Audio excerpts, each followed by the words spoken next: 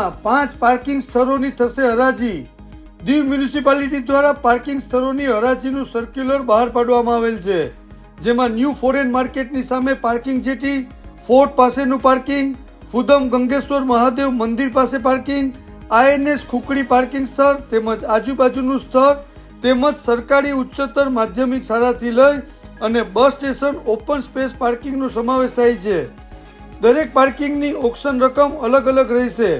સમય મર્યાદા 1 વર્ષની રહેશે, જે 16 ડિસેમ્બર 2024 થી 15 ડિસેમ્બર 2025 સુધી રહેશે।